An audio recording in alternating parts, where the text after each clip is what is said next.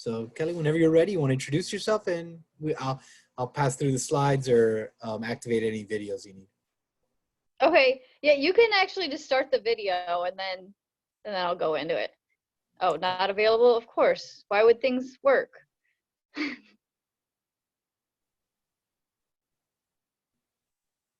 can pull it up on YouTube, would you like? Yeah. So while he's doing that, I guess I will introduce myself. So I'm sure I met some of you before. My name is Staff Sergeant Kelly Callahan. I'm a representative of the United States Army healthcare professional medical department team, and I work closely with NOVA. I am not technically savvy, so I apologize for any glitches there may be. Thank you, Mr. Lorenzo, for for assisting me. So hopefully this plays. If not, it's not pertinent to the presentation at all. While he's waiting for that too, I do apologize. So like many of you, I'm home right now. So if you see my daughter in the background, just maybe wave and say hi.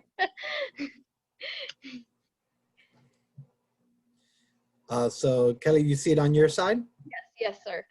Perfect.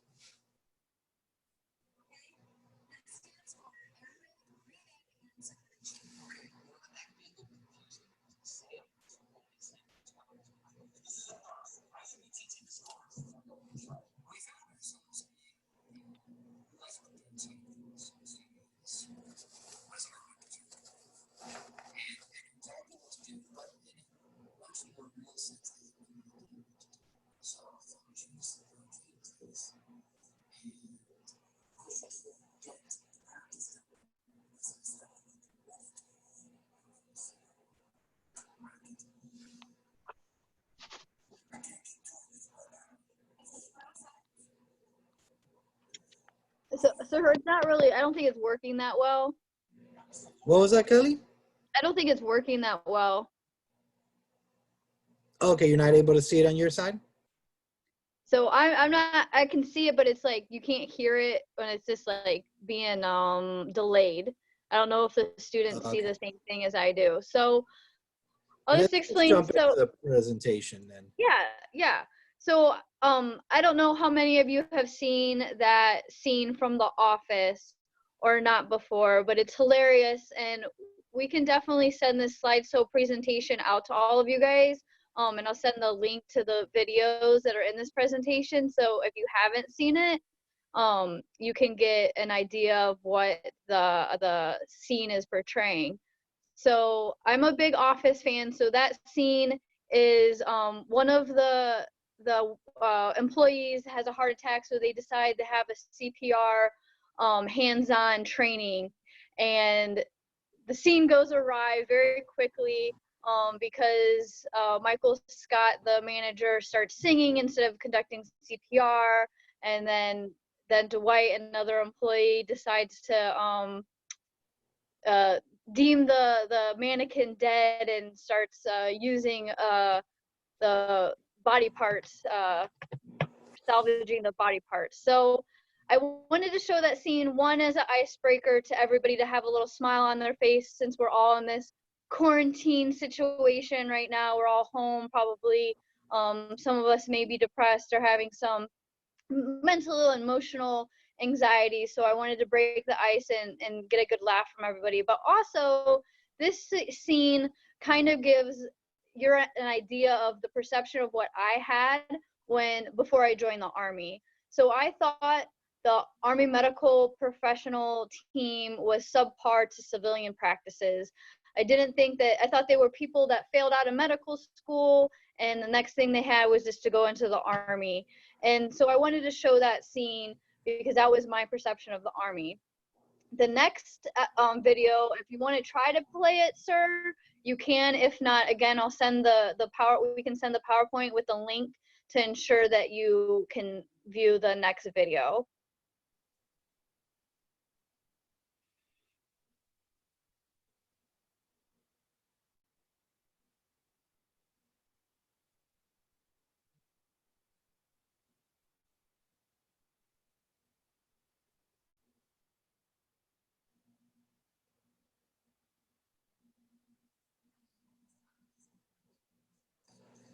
You hear it okay? No, it looks like it's the same issue. It's So the next video is just a handful of healthcare professionals, Army healthcare professionals that are describing their Army experience thus far. A couple of them are Health Professions Scholarship Program recipients, or HPSP, which is our main topic for today's discussion. So again, this video was to show how wrong I was when I first proceeded to look at serving in the Army. Again, my name's Sergeant Kelly Callahan. Represent the U.S. Army Healthcare Team here in Miami. We're going to be talking about the Health Professions Scholarship Program. A little about myself. So, if I haven't told you guys already, is I was never looking at joining the Army in any capacity. I went to college and got a business degree, was very unhappy with my choices career-wise. So I started looking at other options. I had $80,000 in student loan debt that I needed to pay off, and I wanted to go back to school, and I couldn't afford that, nor could I pay off my student loans. So I looked at joining the Army. I thought I wanted to go into the healthcare field. I thought I wanted to get my bachelor's of science in nursing. So I joined as an enlisted personnel and got on the job training as a medic. So a medic is equivalent to EMT on the civilian side. However, we get a lot more additional training. So that was my first experience or taste of Army medicine. And I can tell you from my experiences working with physician assistants, nurses, specialty doctors, that my initial perception of the Army is completely wrong. We have elite, top of the line medical professionals that are out there right now fighting the coronavirus all over the world, combating health issues, saving people's lives. We're the leaders in innovation, advancements in medical technology, surgeries, all sorts of medical practices. So, and that's what that video kind of explains, but I'm here as a testament that the Army has amazing physicians around the world, and nurses and PAs and PTs and medics. And why I'm passionate about it is because this is an opportunity for all of you that are seeking higher education in the health profession career or education. So if you want to go to the agenda, the next slide. Yep, I was just posting some of the links, Kelly, that you had there. The students Okay. can watch it on their own. Yeah, and we can send out the PowerPoint too. I was making sure everything worked, but again, I'm not the best with technology. So this is just a small agenda of what we're gonna go to. The average cost of medical school right now, what the HPSP provides for you, what residencies that we have available and fellowships in the Army, what the requirements are, and what additional entitlements that you guys will be offered. So next slide.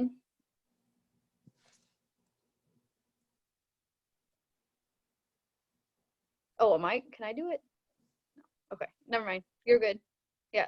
So I probably don't have to tell you guys, ones that are looking at medical school or even dental school or any other higher education, because you guys already probably feel in undergrad that college is expensive.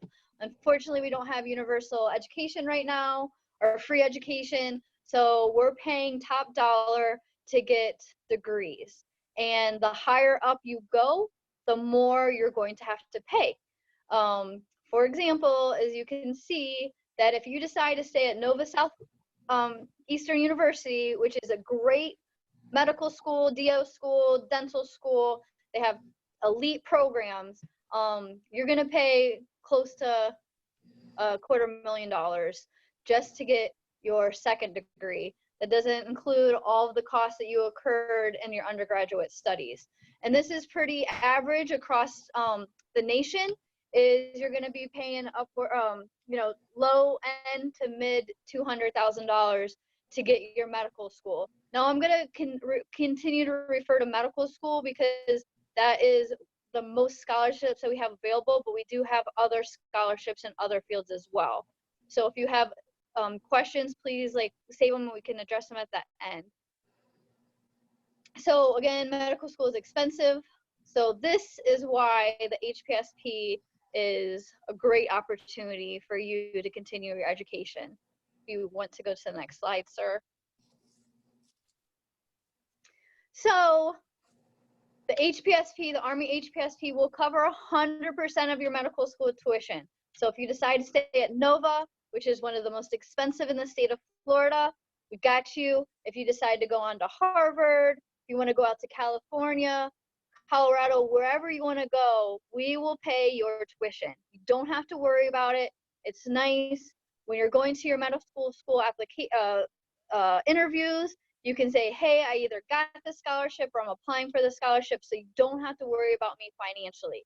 It's a peace of mind for you, and it's a peace of mind for the schools that you're applying for and going to get accepted into, because they are also rated on their debt to student ratio. So if we can help you out, you're going to help them out, and they're going to accept you.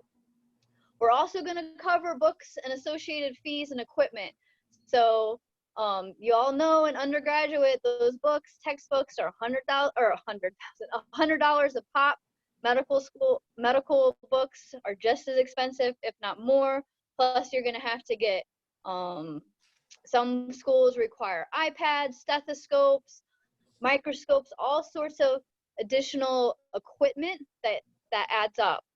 Health insurance, we've got you. We're going to reimburse you for that. So every month you just turn in what you spent with all the associated costs of school, and the Army is going to pay you back. You're not going to be able to work while you're going to medical school or dental school because it's intense. It's advanced study. You're going to be studying more than you are now in undergrad.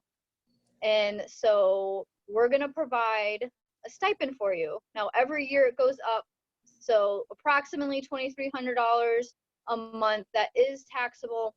So it's about $2,000 a month. So that'll help you with your rent costs, your food, any other outstanding bills that you may have. We're going to help offset those costs. Now it says 10 and a half months that you get that is because that's the typical school year. And then those other months, you're usually, if your school allows it, which I know Nova doesn't, you'll go to Army training and get paid during that time. Now, if you're going to school year round, that stipend is going to be continuous. For our medical and dental school students that receive the scholarship, they're going to give you a $20,000 bonus within your first semester. So again, that's going to help offset some of your costs. You can put into savings. You can start paying down your undergraduate student loans if you have them, even though you don't need to yet because you can defer them. But it's just a little more icing on the cake. So aside from finances, why HPSP will be helpful and beneficial for you long term is when you're looking at matching. So I'm not going to insult anybody's intelligence, but I'm just going to cover it anyways. Once you're in your 4th year of medical school, you have to match to a residency. And it's very competitive, especially once you start looking at your general surgeries, anesthesiology, orthopedics. It's very competitive to get into those programs. But the Army, because we offer 255 scholarships a year, we have 255 residency spots here. So it's almost it's like a 1-for-1. That means that you're going to get a 96% chance to get your #1 choice of residency and 99% chance of your top 3. That's really unheard of. The other branches also have this scholarship, but their acceptance rates into their top choice of residency is along the same lines as the civilian sector, which is in the 70 percentile, as you can see. So overall, these are all great reasons, financially and stability wise, when you're looking at going into what the specialty position of your choice, of why the Army HPSP is a great opportunity for you guys. Next slide, sir.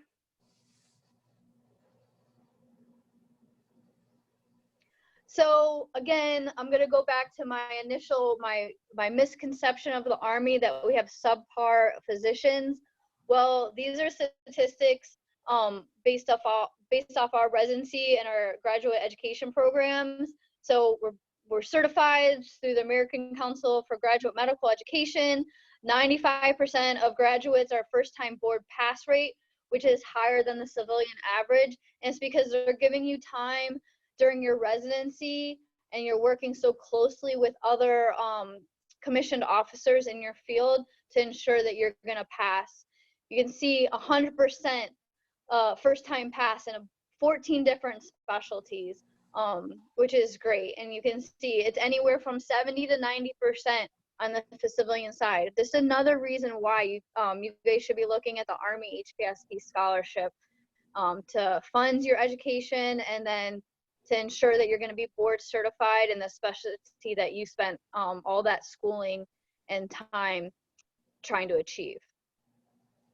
So a lot of people ask me, oh, well, I want to stay in Miami, or they don't have the residency that I want. Well, if you look at the next slide, it's just a list of all the different residency programs that we have throughout the country. Now, we don't have any in Miami or South Florida area. Unfortunately, the next slide will show us the different places where you can go, but you don't have to worry that the Army doesn't have a residency program that you want, because we almost have all of them.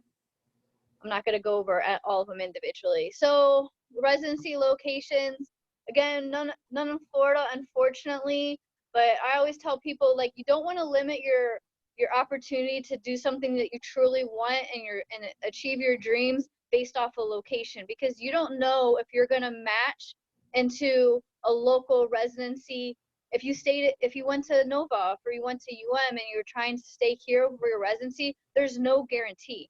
But the Army is going to almost guarantee you a residency, and the residency of your choice. So you need to think long term, as opposed to short term locality choices. So that's just a list of all the locations.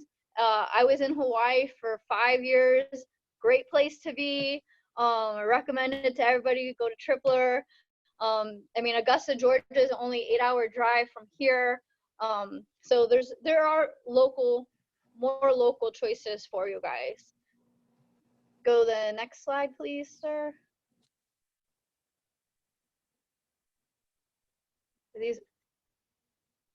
Hold on, sorry. I'm trying to follow along on my slides as well. So during residency, this is how you're going to be compensated. So you're going to obtain the rank of captain. So while you're going through your HPSP, you're considered a second lieutenant, and then you jump 2 ranks to the rank of captain, and you're paid accordingly to that rank. So that's how $60,000 is approximately how much you're going to be paid a year while you're going through residency. Now, I've looked up how much on average residents make throughout the nation, and it's about, you can see it's mid $50,000. Some places are lower. This is actually an increase, because before I know it was about 48 to 50,000. But you're also accumulating your student loan debt at that time, because you can't defer it anymore. Residents have to start paying off their student loans, which you don't have to worry about because the Army already took care of it for you.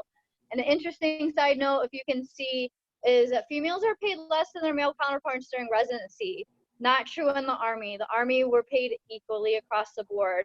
And I didn't look up the data, but I would assume, just because this is normal across the nation, when females are paid less, minorities are paid even less than female counterparts. So once you're talking about your African American or Latino and Latina community, you're probably getting paid a quarter to half of what the white male counterparts are. But in the Army, we're all equal playing field. Okay, I know I just went off on a little tangent there. So other incentives that you're going to get while you're in residency is a basic allowance for housing. So that's on top of your base salary, you guys. So you get allowance for housing based off of the area you're living, and if you have it's off of the area you live, if you have dependents in your rank. So I'll use myself as an example. So I'm an E6 and I'm married and have a child. So here in South Florida, I get $2,700 a month non-taxable on top of my base salary. So that's anywhere from, I would say, like $1,500 to $3,000 extra dollars a month that you will get on top of your base salary every month. So you're increasing your overall pay at this point. Now you're, instead of $60,000, you're looking at $80,000 to $100,000 probably. You get a basic allowance for food or substance. It's $250 non-taxable a month as well. You start accumulating 30 days of paid vacation a year. Now, I did look at it. Civilian residents do get vacation as well, and it's based off of what year of residence you are in. You get more as you move through your years. But the Army, you get 30 days paid vacation every year. So your first year, 30 days, your second, and you can accumulate them up to 60 days a year, and free medical and dental as well. So you're not paying into health insurance or anything, which they will require you to have health insurance while you're in your residency. So you can move on to the next slide, please, sir.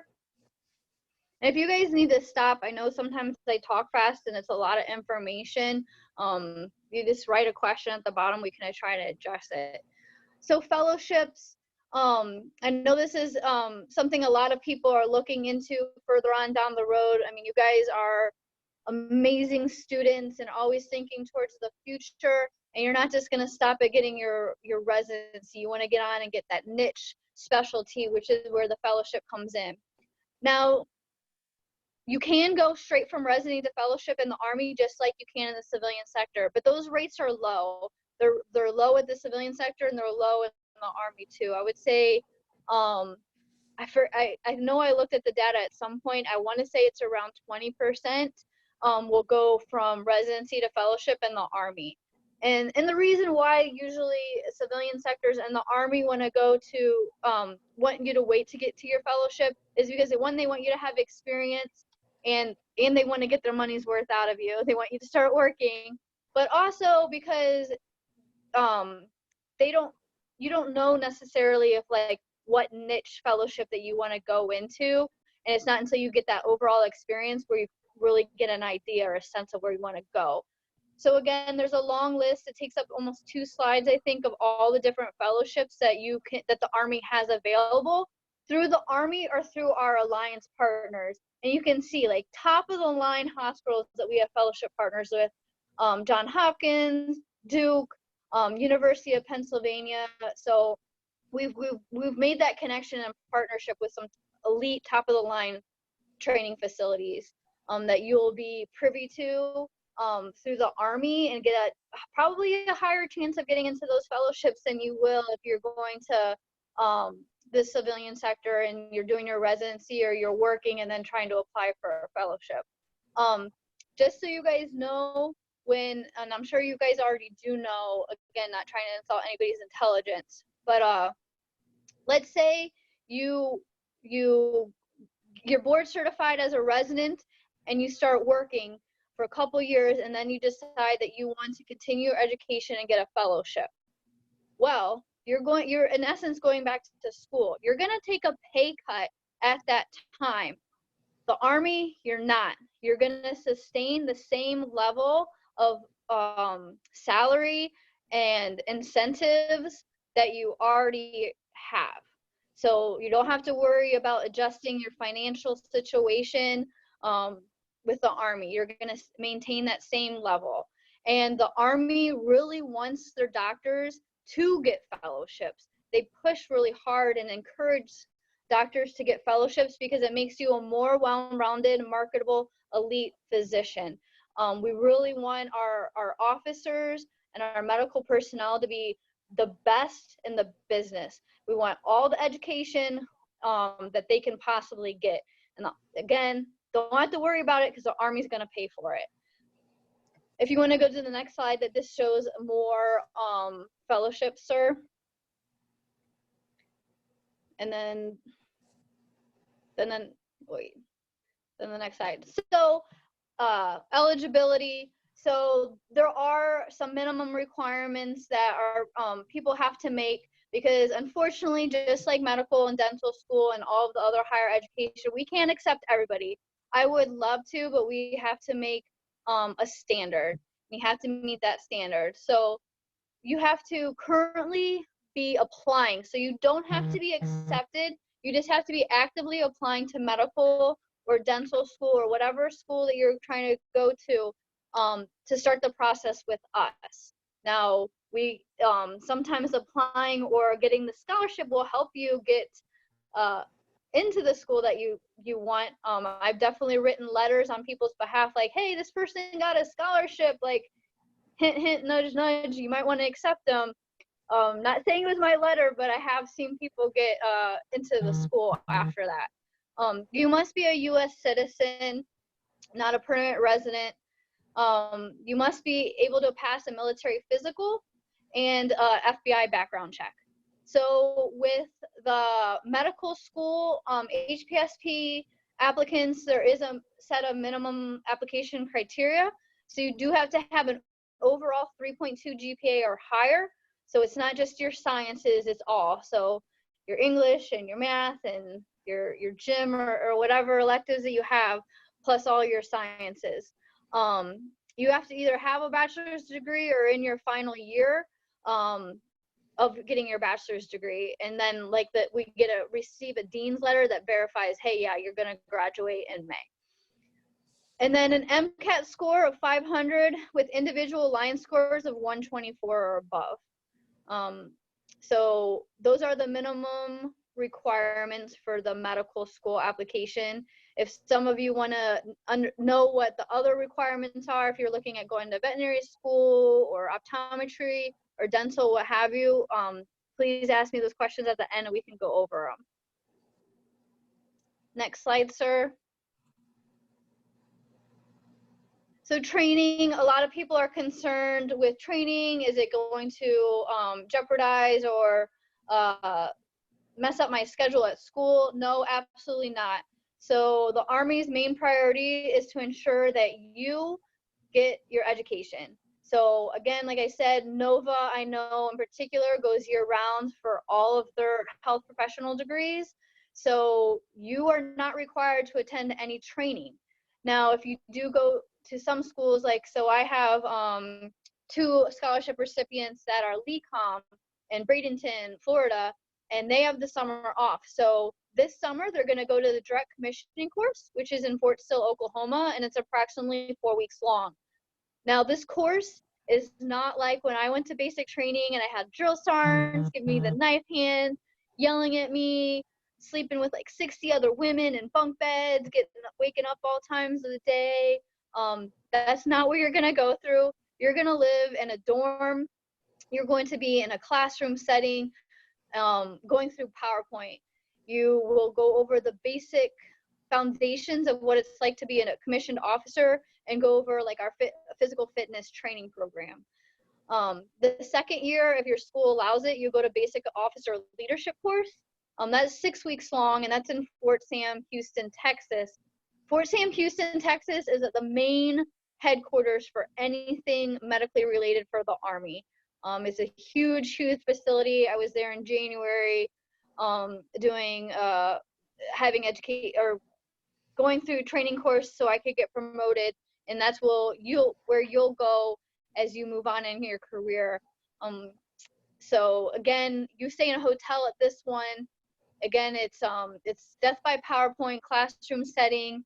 There is sometimes a small field exercise that lasts from 1 to 3 days where you can learn how to work as a health care professional team in an exterior environment. So I'm gonna date myself. I know you guys probably don't know what the TV show MASH is, but look it up. That's kind of like the idea of how you train in a field environment. You can also see the picture. That's like a tent or a drash, and we reserved it or scheduled it for September, sir, so you guys can get an idea of like what it looks like, because you're not always going to be able to work in a clinic or hospital setting. you can imagine, because we're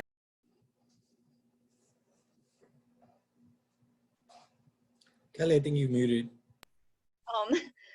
sorry. Oh, you had got it muted. Oh, yeah, I had a phone call. Sorry. No. So we're in over 100 different countries, taking care of people all around the world, and sometimes we don't have that brick and mortar structure, and we have to build different facilities where we can be able to move and shut down quickly and efficiently. But I can tell you that these hospitals, these DRASH type situations, it's deployment ready aid station hospital, they are fully functional. Like, you can perform surgery, there's x-rays, all sorts of crazy medical technology that you cannot imagine that, oh my gosh, like somebody is doing this and we're in this tent. It's absolutely amazing. And yeah, hopefully you guys can see it in September when we bring it to Nova. So next slide, sir. I keep mentioning medical schools. So these are all the professions covered. So your MD and your DO medical schools, dental, veterinarian, clinical psychology, optometry, CRNA, and family nurse practitioner. So I'm very proud of Nova. They have almost, you guys, I know you guys don't have a veterinary program, and unfortunately you guys don't have a CRNA or family nurse practitioner program, but we have scholarship recipients in all the other schools that Nova has. Nova is becoming a great school where we have lots of HPSP recipients in all different of your health professions. And I think it's a testament to how elite Nova is and how great of a partnership that the Army and Nova are establishing. So the next slide. Oh, I took that one out. Sorry, go on. So additional benefits. So you might not be persuaded by financial reasons. You might come from a wealthy family, win the lottery, or what have you. So some other benefits that I see with the Army is you're free to practice how you want to practice. You don't have to cut through all the bureaucratic red tape that you usually do in the civilian hospitals. You don't have to call the insurance to see if you can do this procedure. It's gonna get done. So you get to take care of your patients. That's why all of you guys are going into medicine. You're not trying to make a profit for the hospital. You want to make sure that the elderly person that could be suffering from coronavirus it has the ventilator that they need. The small child who I don't know needs some type of surgery, that they're taken care of, because I've seen it.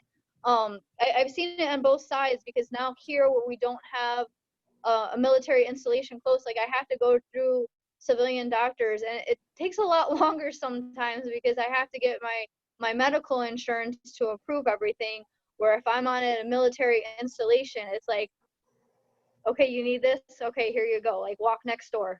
You're taken care of. I don't think it's a thing that you guys are probably worried about, but medical malpractice, we're covered. You don't have to pay. That is an additional cost. I should have looked up how much it is every year for you guys that are going to go into the civilian practice, but I didn't. Again, medical training and continuing education at no cost. Like I said, fellowships. You guys are going to be commissioned officers as well. So leadership is key in our infrastructure. And you guys will go on to various leadership courses that the civilian sectors have to pay to attend. And this puts you in managerial type positions, gives you more responsibilities and duties. And so once you do end your military service, you'll be more marketable on the civilian side. For example, somebody that received one of our incentive packages that was going through residency, right out of residency, he's going to be the operating the whole hospital. He's in charge of the whole hospital. And I can tell you that, and he says it's because of his military training. Now, great, he was a West Point graduate before, but that's how civilian employers look at Army commissioned officers and physicians, because they know that we offer a unique skill set that goes above and beyond healthcare experience and skills. It goes into leadership and how to run a clinic and how to delegate tasks and how to manage a team and how to be a mentor and advisor. The last part, serving to heal, healing to serve, that's our motto.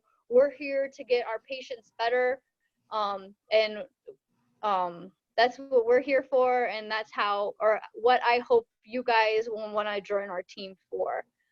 So I hope that was educational and informative for you guys. I hope I didn't ramble on too long. Kept looking at the clock. Fortunately, I'm not looking at your faces to read it and see if I went over. But I do want to thank you guys. How long is the military service? Great question. So I should have put that in there. So you at a minimum will serve 4 years of active duty service in your specialty. So if you go into internal medicine residency, you'll serve 4 years of active duty as an internal medicine physician. Now, if your residency is over 4 years, so if you go into general surgery or anesthesiology, which tend to be 5 or 6, you'll serve 5 or 6. So the Army's going to get you in that aspect. They're going to make sure that they get paid back for their time. So whatever the longer of the two is, so 4 years minimum. And then after that 4 years is done, you can go on to continue your active duty military service if you would like. You can go into the Army Reserves and continue on serving the Army on a part-time basis, or you spend 4 years in the inactive ready reserve, and basically the Army has, you and the Army have nothing to do with each other anymore. And unless, like, I'll give you an example. So I usually use the example, unless World War III to break out and they expended all internal medicine doctors and active duty and all internal medicine doctors in the reserves, then you would get called back up. But they haven't drafted anybody in the IRR, but they've been asking people during this corona epidemic if anybody would like to come back in and help, because our healthcare professionals are desperately in need, just like they are all over the country. So I hope that answers your question. 4 years minimum, 8 years total, but that 8 years doesn't mean you're serving 8 years. I know I saw another question pop up, but I didn't see it. If you go to, okay, so you'll make up those training. If you decide to go to Nova, which we hope you all stay sharks, right? That you will do those 2 trainings, the direct commissioning course and the basic officer leadership course, between once you graduate medical school and or dental school or what have you, and then before you go to residency or active duty. So you'll make up that time. Kelly, can I ask a question? Sure. Do you know if the physician assistant studies is covered through the Army? So unfortunately, no. I get a lot of calls for that. So maybe at one point we did, but usually our physician assistants come in either directly once you get your license, or we homegrown our own a lot. So we have a program within the Army that if you want to become a PA, you have to apply, and you'll get your physician assistant's license that way. So I keep seeing another question pop up, but I didn't see it. I didn't read it. Hi, Danielle Pratt here. I was wondering, is the physical therapy profession covered? So yes and no. So no, we don't have a HPSP scholarship for it, but Baylor, the Army partners with Baylor and Baylor's PT program, and you can apply through Baylor. And when you're filling out the application for Baylor, they do ask you if you're interested in like the Army or something. And then if you get accepted to Baylor and you put that down, then you apply through us as well. And then if you get accepted to both, then the Army is going to pay for your Baylor PT program. And then after your Baylor PT program, then you serve at active duty as a physician or a PT, physical therapist. Did that answer your question? Yes. I'm already in physical therapy school at Nova, so I don't think that would kind of align. You can look into it once you graduate. I can tell you, active duty, we do have bonus and loan repayment. $120,000 of student loan repayment for PTs going active duty. I think a $30,000 bonus. Me and my coworker. Oh, okay. Yesterday. So there's still, so even if you guys decide or going down a road that we don't have a HPSP scholarship for, most of our medical positions, active duty and reserve, do have bonuses and student loan repayments attached to them. So there's always a chance further on down the line as well. Is there an age limit to any of these scholarships? So usually the age limit is cut off at 35, but those are waiverable. Okay. I think somebody was just put in somebody that was like 40 years old. So that's not, I would not have the age be a deterrent for you.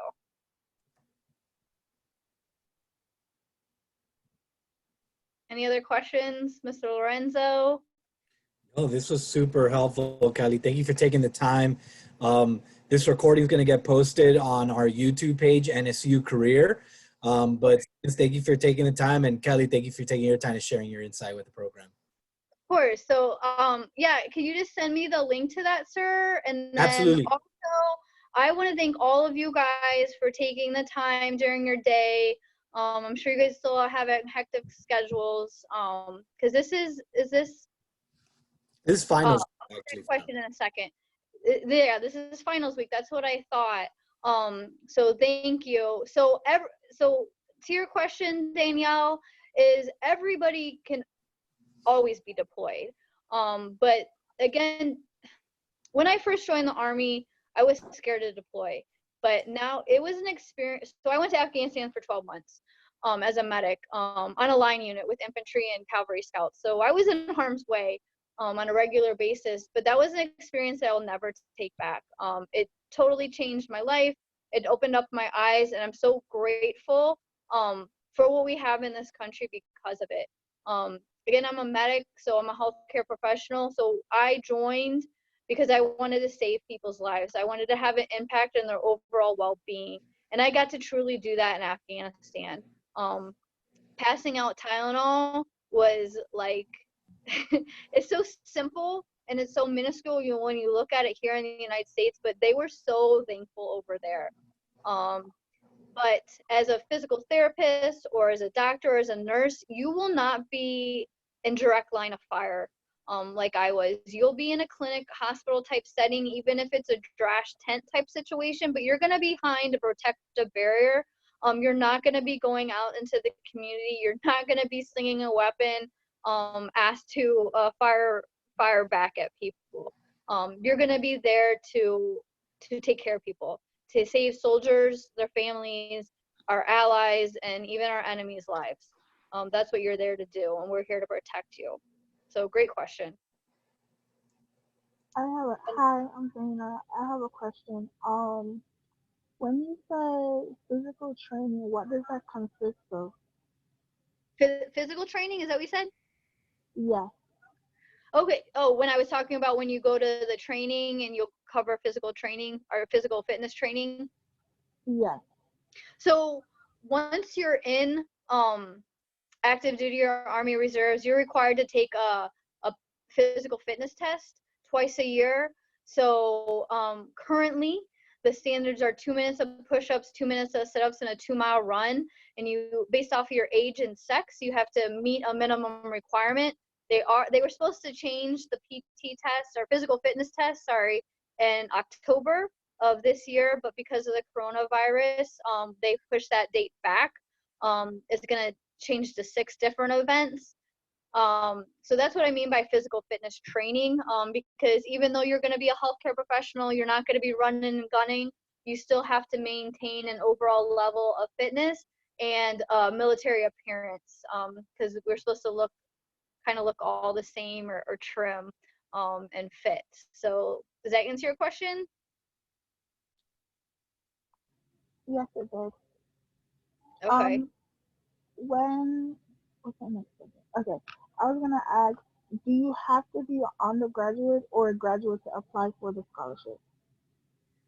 So you have to be in either finish your bachelor's or be in your final year. So there are people that are in, that start applying for the scholarship in September of their senior year of their undergraduate studies, and that's fine. I've had people get scholarships way before they graduate undergrad. Kelly, do you mind if we email you so we can get more information to see how you can guide us and help us to get every benefit out of this program? Of course, yeah, that's what I'm here for. Yeah, especially if you like, I understand like being on the spot. I'm an introvert, so if you want to email me personally to answer, to ask questions, but yeah, that's my job. So I'm a recruiter. So my job is to, one, get you in the door like a car salesman, but two, to lay down all the timelines and expectations and put together a packet that puts your best foot forward to ensure that you get a scholarship, because not everybody applies is going to get the scholarship, but I also play the role as your human resources person. So if I don't think something looks good, then I'll let you know that, and we'll try to figure out a way to get something better. Because part of the process is it's going to be very similar to your medical school and your dental school application. So official transcripts, official test scores, letters of recommendation, and then this form that lists all of your extracurricular activities, all your honors, volunteer work, and all that stuff. And that's where I come in, because I've done it for so long. I can tell you how to word it, to make it really long so it looks like you've done a lot of stuff. I review everybody's letters of recommendation to ensure like it looks good. You can only submit 5, but I ask people like, give me 7, give me 10, and I'll pick the best 5. I review spelling and grammar, like, again, so I'm here to help you guys, because I want to see you guys succeed. And I usually get very invested in you guys personally. I want to ensure that you're making you're going to achieve your goals. Thank you so much. Of course. Hi, Kelly. I actually have like 2 questions for you. About the like PT program, is Baylor like the only college university that you guys, like the Army, works with for this program? And also like continuing that, you said that like you could potentially get the loans paid for. Does the PT program, if you get into it, I guess you could say, with Baylor, would you get the same kind of things you would get in the HP program? I don't know if I made sense, but Yeah, like you did. Stipend, I guess. No, so as of right now, Baylor is the only university that we partner with for the physical therapy program. They also do dietitian as well. We partner with them. So their scholarship with them is not the same. Honestly, because I've never put anybody in that program, but I believe you get the tuition paid for and reimbursement for stuff. And I think you get paid active duty during that time. So I think you get paid more. But I will, if you want to email me, I will certainly look that information up for you and clarify to ensure that I'm giving you all the right information. So, and I'm going to clarify this too, with the HPSP or even with PT Baylor, you only get the tuition paid for. So like no student loan repayments can be associated with it. Now, if you decide to go in directly after your degrees are done, that's usually when you have the opportunity to get student loans repaid. Okay, thank you so much. Of course.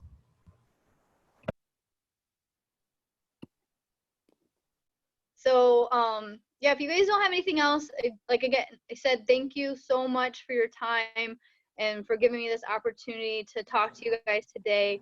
So today is a very sad day. This is actually my last HPSP presentation, because I'm moving on.